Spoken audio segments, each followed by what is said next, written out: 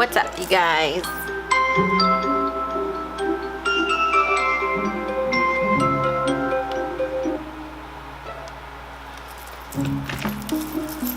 Taking my medicine.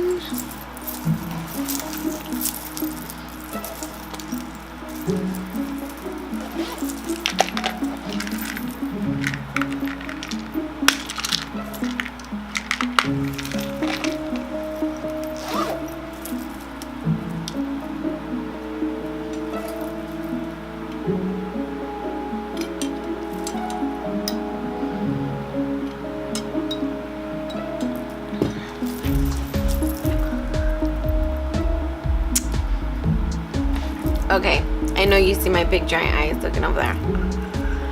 What's up, you guys? Today I am making my video, like I said previously, about hopelessness. I'm not outside today because it's been raining and the humidity is really not good for me, and I don't really feel that great, you know, to like be outside and stuff. But I am inside hanging out, getting rest. I look a little regular me, very tired today.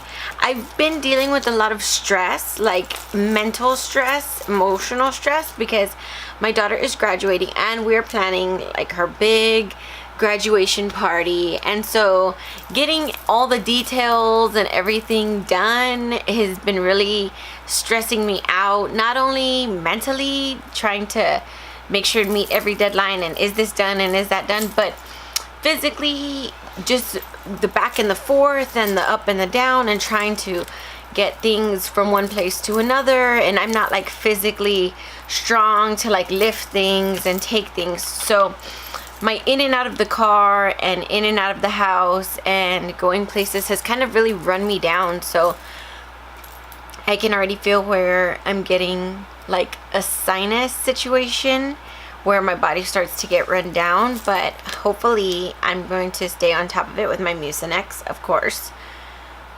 Regular plain Mucinex, never DM. And then hopefully I will work myself back up to my regular happy normal self. So if I'm like a little bit not as myself or cheery, that's probably what it is, because I'm really kind of trying to fight through that fatigue and stuff like that. So I will catch up on my rest as soon as her party is over, but like for now it's just still kind of weighing on me and stuff. So that's what's going on with me physically, and you know, so my video is not like my makeup and my hair and all that stuff. So today, this is what you get. When my little girl was small, she used to do this all the time.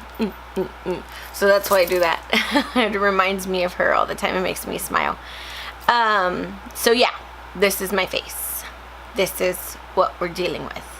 And I got my lamp, my regular cheap lamp on, and here's my video. So my video topic today was gonna be on hopelessness. And like I said in the previous videos, and like I always explain, when I speak of these things, I speak of things like from my perspective, the things that have happened to me. I still forget to turn off my phone, sorry, because it's like rude. The things that have happened to me, how I deal with them, my little coping skills and things to get through hopelessness. I'm not a doctor and I'm not telling you what to do with your life. It's just purely my own experience. But so after being diagnosed with PH, I had a huge, just deep sense of fear, and then it was followed by hopelessness because we don't have a cure for PH. The only prolonging for our life is the double lung transplant at the very end of the road, when you've already been battling with your life, using the drugs to help you prolong that for a long period of time. So the future seems very bleak a lot of times for PHers and the family members of PHers. And so it is very easy for hopelessness to just crawl right up in onto to your leg and slowly make its way up, because that's kind of, for me, how it happens. It's not just like, oh, I'm having a great day, and then boom, the next day I feel hopeless. Like, that's not how it happens for me. For me, it creeps up on me. It's kind of like, I'll feel down about not doing something. Oh, I can't go bike riding with my family. Like, and I'll feel down about it. And so it, like, in my brain, it just, that's like hopelessness that's like crawling up my leg, you know? And if I allow myself to stay in that mental state, like the next day, if it's really hot outside and it's affecting my breathing, or humid outside and I am affected by it, then, you know, the hopelessness creeps up a little bit higher, you know? And then before you know it, you're engulfed in the goo or whatever, like the blob of hopelessness, you know? And then by then you're just down for the count, you know? But so that's how I explain hopelessness. It's like it creeps up on me, and then before I know it, I'm just like in that dark space, you know? So when I get into those dark spaces, there's different reasons why. And this part of the conversation is for viewers that deal with people with illness and stuff like that, family members, friends. What gets us to that place is that we don't see hope for the future in those moments. In those moments, it's very hard for us to envision something that hasn't yet happened yet. For example, okay, in 2 weeks, I'm going to have a great day and I'm going to be doing great. My medications are going to be working good. I'm not going to have allergies. My sinuses are going to be cleared, and I'm going to have a great 2 weeks. But in that hopelessness, it's hard for us to see that vision and reach for it. We're stuck in the now. So when you see somebody that's sick and you're just like, oh, why don't you just get up? Like, I can't do this with you. Like, you need to just stop thinking of these things.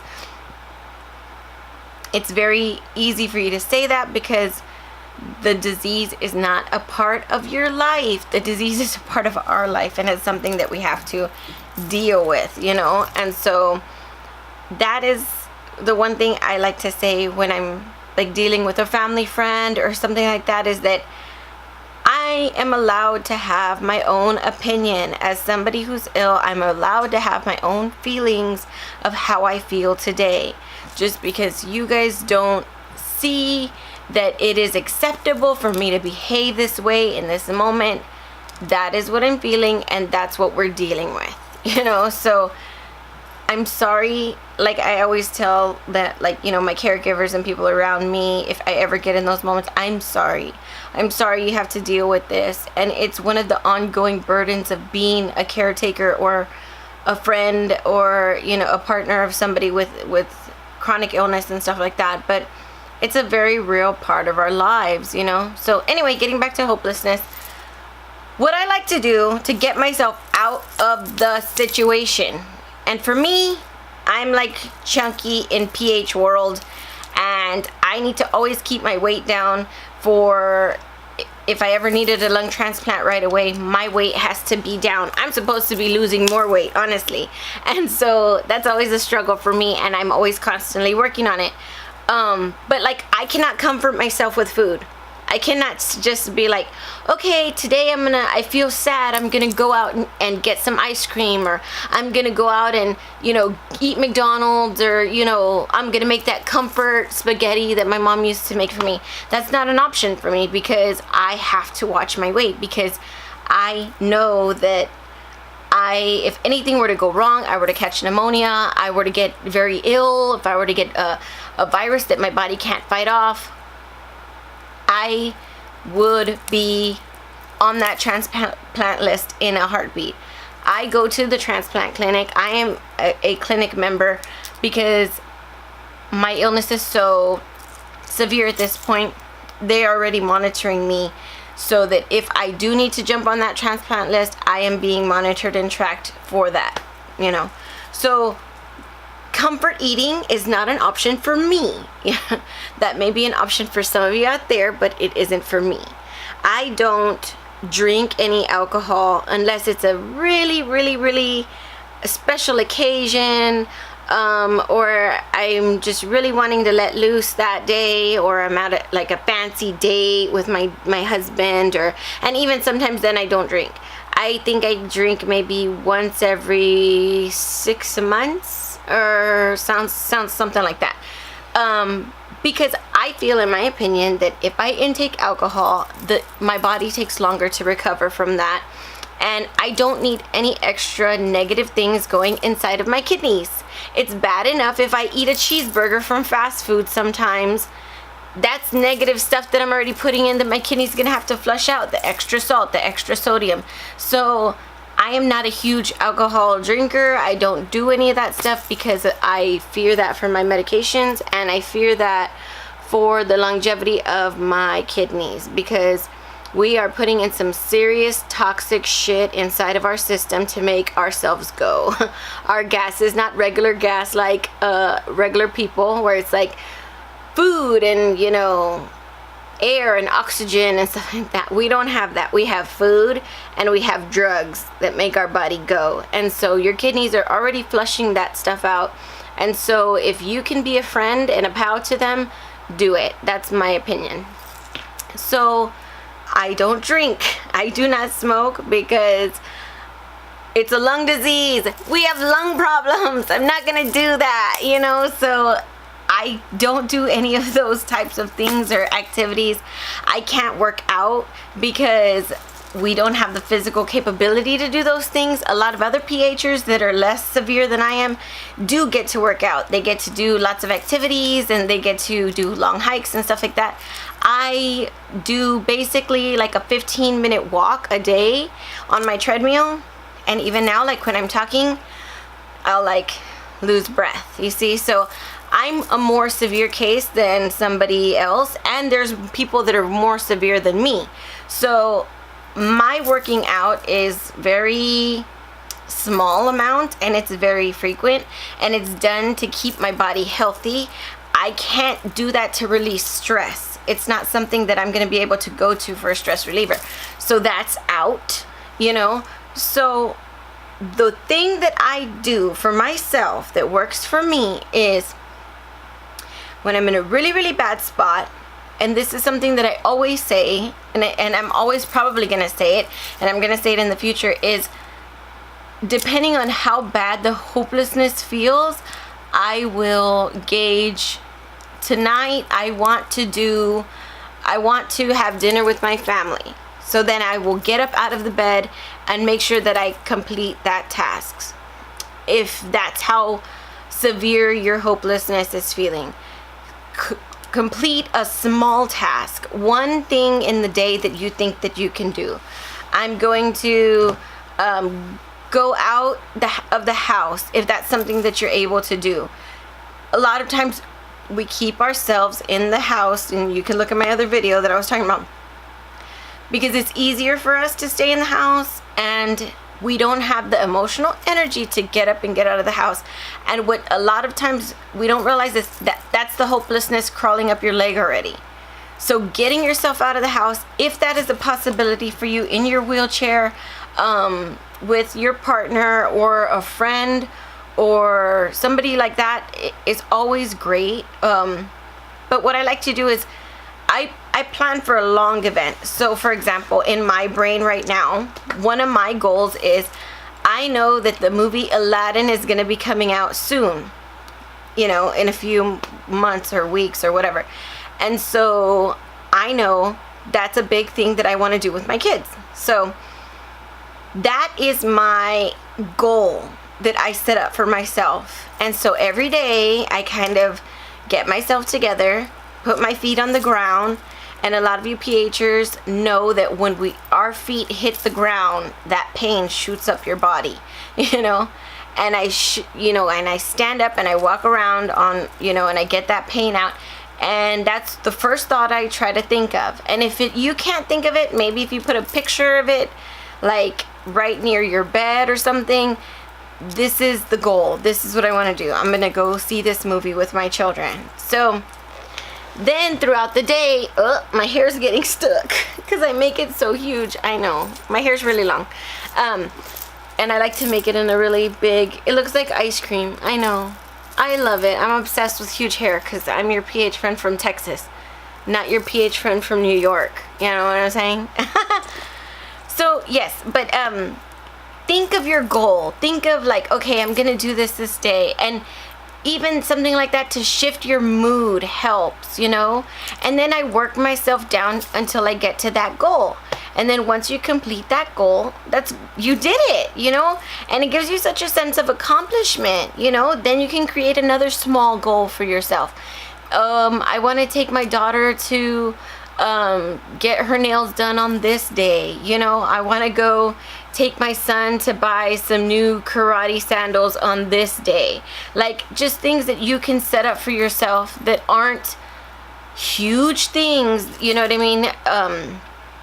But the goals always help me get out of hopelessness. And I think for myself, it's because it gives me purpose.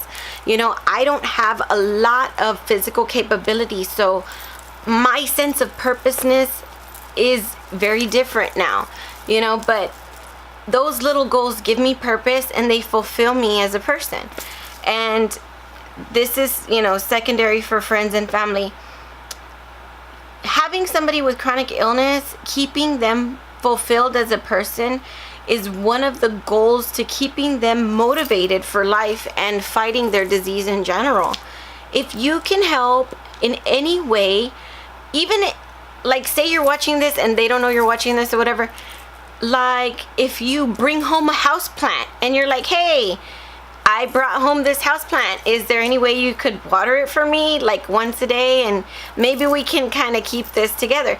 Giving them a goal, maybe a fish, you know, like feeding a fish. I have dogs and I'm obsessed with them, and so my dogs really keep me going throughout the day when my children are at school, and that fights hopelessness for me a lot of times because I have purpose throughout the day. Not everybody needs a pet that's a dog, you know, but a fish and you know, something that could help to distract them, you know, in any time to get them out of a bad mood, you know. Every person's different and everybody has their vice and things that make them excited and happy, and any time that you could bring joy to somebody that's in a different headspace than you is such an awesome gift, you know. It's the reason we're put on this planet, I feel, is to connect with each other and to bring each other hope, learn about each other, you know. And I really honestly think, and this is just completely aside from everything, is that when one person on our planet is feeling hopelessness, for example, if it is somebody with chronic illness or not, you know, us as a bystander of that person, it gives us an opportunity to learn. It gives us an opportunity to learn what that person's feeling and going through. Because just because we're not going through that feeling doesn't mean that we can't learn anything from them. You know, helping aside, learning from everybody is one of the main things in my life now that I'm sick, that I've really learned that I can actually do, you know. All the things that your senses, you know, don't use because we're so busy doing stuff physically, emotionally, when you're working a job and you don't have chronic illness. When you do have all of those abilities taken away from you, your other senses kind of kick up a little bit, and that's what has happened for me with my illness. I listen very intently. I understand people very intently, and if that is my purpose now, then that's what it is, and I'm grateful for it. My illness has taught my family a lot of things. It's taught my children to be patient. It's taught my children to be kind. It's taught them how to have self-control when they want me to do something immediately, but I don't get a chance to do it. My children are so special, and they've learned so much from my illness. It's taught them how to be tough as a person, and I think we can all learn something, you know, about illness and negative spaces from each other. So that's pretty much my tip for hopelessness. Plan goals for yourself, even if they're tiny. Make long-term goals for yourself and try to do your exercise and 6-minute activities every day. So I hope I wasn't all over the place, because I know I I talk all over the place a lot of times, and I hope that your friends and family were able to get, you know, some kind of use out of your video. But that's all pretty much. I hope you're not feeling hopelessness, because if you are watching my video, you have your life and you have something to be hopeful for. Because even if we have sickness that could take us in the long run, you are living today. So take today and live every moment today and be happy about that. So bye, y'all. I'm your PH friend from Texas, and if you ever need companionship or somebody to play in the back of your shower when you're trying to take a long bath, put my video on and I can talk to you, because I think they're kind of long. I'm not sure if they're long. I always try to make them short, and I'm always like, okay, make a short video, stay on topic, say what you want to say, and stop talking. And then I like end up rambling on about something. So sorry about that, but anyway, I'm your PH friend from Texas. Bye. Oh, I'm pushing the video for myself today, so